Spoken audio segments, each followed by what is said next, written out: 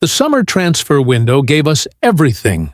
Record-breaking fees, shocking moves, and transfers nobody saw coming. Some players have already made their mark, showing exactly why their clubs went all in for them.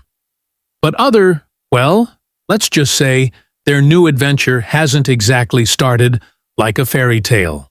From missed chances to costly errors, and even family drama, some signings look completely out of place already.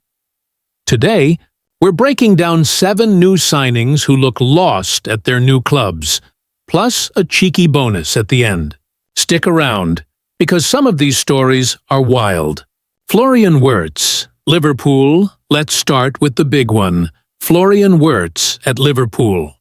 When the Reds smashed the English transfer record to sign him, fans were expecting a midfield maestro, someone who would instantly pull the strings between midfield and attack. But after 3 competitive games, Wirtz has looked anything but magical. Sure, he picked up an assist in the Community Shield, but anyone who watched knows he was far from dominant. In the league, matches against Bournemouth and Newcastle, he struggled to keep up with the pace and intensity. Liverpool brought him in to be the guy, the connector, the orchestrator, the spark. Instead, he's looked hesitant and even invisible at times. Mateus Cunha, Manchester United next up. Mateus Cunha at Manchester United. 74 million. Number 10 shirt. The expectation was huge. United wanted a creative force, a dribbler, a goal threat. What they've got so far? Flashes of talent, like a few nice carries against Arsenal, but overall, very underwhelming performances. 3 games, no goals, no assists, and 1 disastrous missed penalty in the EFL Cup. That miss didn't just hurt his confidence, it knocked United out at the hands of a 4th division team.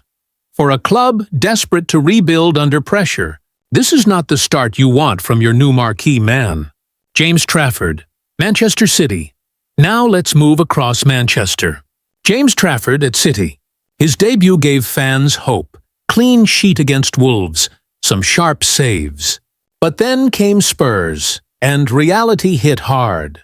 Trafford looked nervous, failed to command his area, and made a costly mistake that handed Spurs the game. 1 bad match is normal, but when you're stepping in as the long-term replacement for Ederson, every mistake feels magnified. City fans are already questioning if Pep made the right decision letting Ederson go. The pressure is only going to build from here. And right now, Trafford looks more like a boy thrown into the deep end than the confident keeper City need. Jamie Gittins, Chelsea. Speaking of deep ends, let's talk Jamie Gittins at Chelsea. Bought from Dortmund for $56 million, Chelsea expected him to bring flair and pace on the wings. Instead, he's looked completely out of place. On his debut against Crystal Palace, he was subbed off before the hour mark. Hardly the impact you want from a big-money signing. Next game, just 13 minutes off the bench. What makes it worse is that while other new arrivals, João Pedro, Estevão, André Santos, are already making waves, Gittins looks like he's still finding his footing. For an English player returning home, you'd think adaptation would be easier. But so far, he's been one of Chelsea's quietest signings. Joba Bellingham, Borussia Dortmund now to Germany, where Joba Bellingham had a nightmare start at Dortmund. His Bundesliga debut was so poor, he was hauled off at halftime. That's bad enough, but the real drama came afterward. Reports say his parents confronted the club director, unhappy with how Job was treated. Things got so heated that Dortmund have now banned family members from restricted areas. Imagine that. You've just joined a new team, and after 1 bad game, your parents have already caused a rule change. Not exactly the best way to win over teammates or fans. Job will need to block out the noise quickly if he wants to step out of his brother's shadow in Dortmund. Benjamin Šeško. Arsenal fans were buzzing when they signed Benjamin Šeško for 77 million, a powerful striker, clinical in Europe, and seen as the long-term solution up front. But so far, it's been anything but clinical. His first 2 league games were spent on the bench. When he did get a start, in the EFL Cup against 4th-tier Grimsby Town, he managed just 2 shots on target in 90 minutes and missed a huge chance. To make things worse, in the penalty shootout, he stepped up only 10th.